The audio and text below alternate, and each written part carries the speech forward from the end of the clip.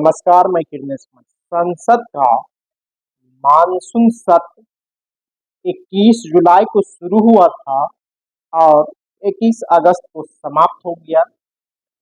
हंगामे के साथ सदन की कार्यवाही शुरू हुई थी और हंगामे के साथ ही समाप्त भी हुई।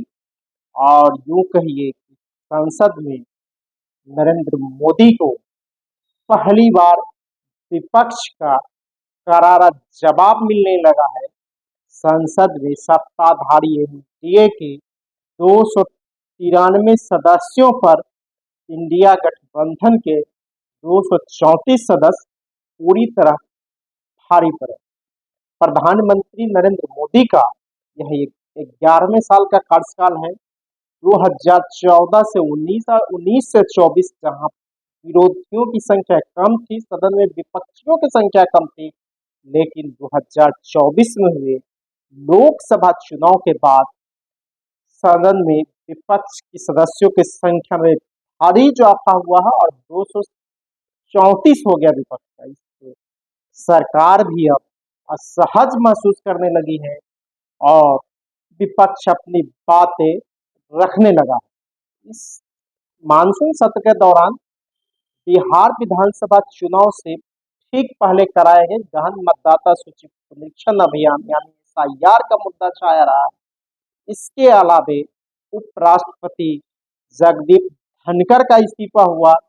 साथ ही साथ संविधान का 130वां संशोधन विधेयक भी पेश किया गया और वो हंगामे के कारण सरकार ने इस विधेयक को संसद की संयुक्त जांच समिति को भेज दी है और कहा जा रहा है यह विधेयक उपराष्ट्रपति चुनाव से ठीक पहले लाया गया है ताकि जेडीयू के राष्ट्रीय अध्यक्ष और बिहार के मुख्यमंत्री नीतीश कुमार, तेलुगु देशम पार्टी के राष्ट्रीय अध्यक्ष व आंध्र प्रदेश के मुख्यमंत्री चंद्रबाबू नायडू को नाथा जा सके।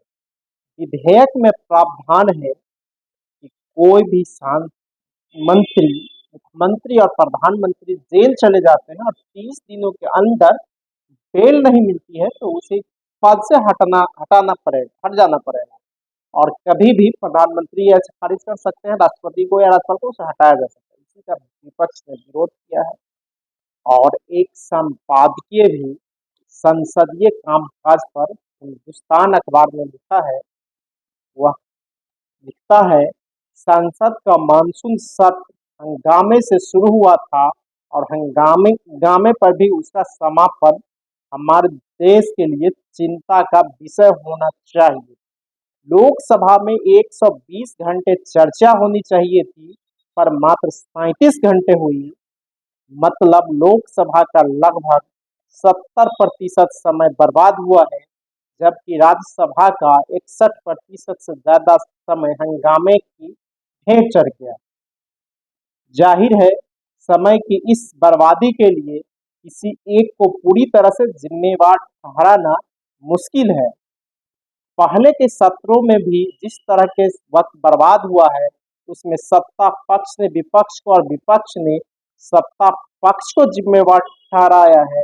यह कोई नई परिपाटी नहीं है पर हम यह उम्मीद जरूर कर सकते हैं कि आगामी सत्रों में पक्ष और विपक्ष के बीच कटुता घटेगी। कटुता घटने से संसद का कामकाज चलेगा। हम विकास की बात करते हैं, विकास पर सवाल भी उठाते हैं, पर हम यह नहीं देखते कि देश की संसद का प्रदर्शन कैसा है, संसदीय काम कैसे विकसित हो रहा है। क्या संभव है कि संसद ठीक से काम न करे और देश तेज तरक्की करने लगे? मानसून सत्र को हंगामे के लिए भी याद किया जाएगा। ऑपरेशन सिंदूर पर हंगामे के साथ सत्र की शुरुआत हुई थी और एसआईआर अर्थात मतदाता सूची पुनरीक्षण पर अप्रिय हो हल्ले के बाद सदन की कार्यवाही को अनिश्चित काल के लिए स्थगित कर दिया गया। तय समय के अनुसार नवंबर में फिर संसद सत्र होगा और हम यह उम्मीद करते हैं कि संसद का कामकाज सुधरेगा। यह मानसून सत्र में विपक्ष बहुत हद तक हावी दिखा है। उसने ऐसे मुद्दे उठाए हैं जो बहुत संवेदनशील और गैर पारस्परिक किस्म के हैं, पर सत्ता पक्ष को यह देखना होगा कि सत्य की स्याह छाया अगले सत्र पर न पड़े। आज जो विवाद है उन्हें नवंबर के पहले ही सुलझा लिया जाए।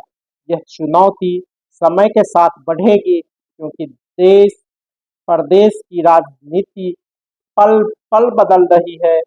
बिहार जैसे राजनीतिक रूप से जागरूक राज्य में जब विधानसभा चुनाव है, तब राष्ट्रीय स्तर पर हम राजनीति से नहीं बच सकते। मिसाल है, जो लोग पुनरीक्षण के विरोध में राजनीति कर रहे थे, वे पुनरीक्षण के शुरुआती आंकड़े को लेकर राजनीति कर रहे हैं। ऐसा नहीं है कि कोई सूची अंतिम रूप से तैयार हो गई है। अभी भी मतदाताओं से शिकायत लेने और जरूरी संशोधन करने का काम चल रहा है। संशोधन के प्रति अदालत ने भी स्पष्ट निर्देश दे रखा है।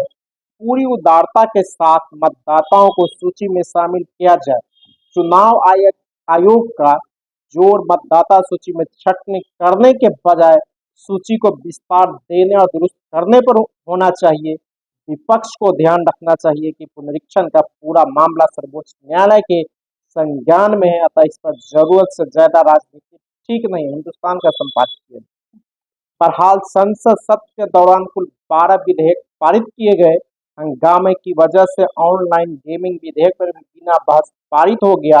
हंगामे की सबसे बड़ी कीमत यही चुकानी पड़ती है कि जरूरी कानूनी मसलों पर विचार विमर्श का अभाव रह जाता है।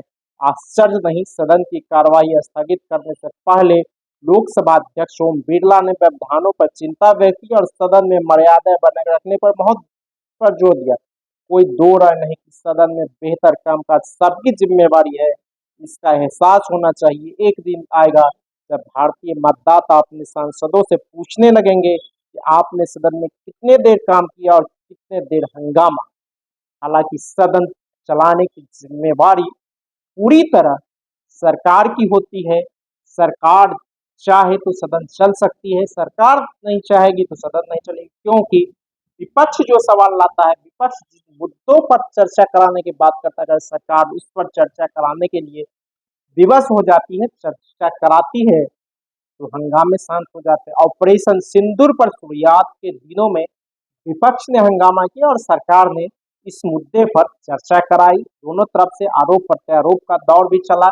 सरकार ने भी अपना पक्ष रखा और विपक्ष ने भी सरकार की खामियों को उजागर किया। इसके बाद बिहार में कराया गया गहन मतदाता सूची पुनरीक्षण अभियान एसआईआर के सवाल उठे और 65,64,000 मतदाताओं के नाम सूची से हटाने के सवाल उठाया गया। इस पर सदन में सरकार बचती रही और चर्चा कराने से भागती रही। विपक्ष का यही मांग था कि आप इस पर चर्चा करा लो, लेकिन सरकार ने चर्चा नहीं कराया और इसे संवैधानिक संस्था भारत निर्वाचन आयोग को, लेकिन तब मुख्य निर्वाचन आयोग गणेश कुमार ने प्रेस कॉन्फ्रेंस किया और जिस तरह आरोप प्रत्यारोप लगाया और विपक्ष के नेताओं पर हमला किया था और मामला बिगड़ता गया। इसके बाद सदन में देखने को मिला। इसके अलावा जब संसद में 130वां संविधान संशोधन विधेयक पेश किए गए, उस दौरान और ज्यादा हंगामा हुआ।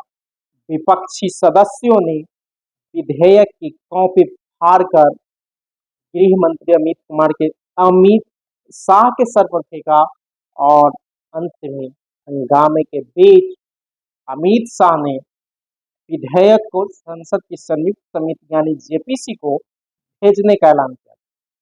इस दौरान विपक्ष ने कई बार यह भी सवाल उठाए, जब सदन चल रहा था उस वक्त प्रधानमंत्री नरेंद्र मोदी कई देशों के दौरे पर गए। प्रधानमंत्री सदन का नहीं सामना करना चाहते हैं और बाहर में बात करते, लेकिन सदन में अपनी बात नहीं रखते।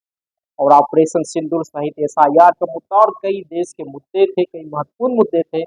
इस मुद्दे पर संसद में जमकर बहस होनी चाहिए थे, लेकिन सरकार बहस से भागती रही और इस बार मानसून सत्र में सत्ता पक्ष के 293 सांसदों पर विपक्ष का 234 भारी पड़ा है और संसद को पूरी तरह ठप कराया। और इसी संसद सत्र में उपराष्ट्रपति चुनाव के लिए दोनों गठबंधनों से नामांकन के भी दौर चले। इंडिया गठबंधन के उम्मीदवार जी सुदर्शन रेड्डी ने किया और एनडीए के उम्मीदवार ने भी नामांकन किया, तो दोनों गठबंधनों ने नामांकन किया। और जिस दिन मानसून सत्र शुरू हुआ था 21 जुलाई को, उसी दिन उपराष्ट्रपति जगदीप धनखड़ इस्तीफा दे दिया और इस्तीफा देकर आज तक गायब है। धन्यवाद। अगर आपको ये खबर अच्छी लगी तो चैनल को सब्सक्राइब करना नहीं भूलें और बेल आइकन जरूर दबाएं।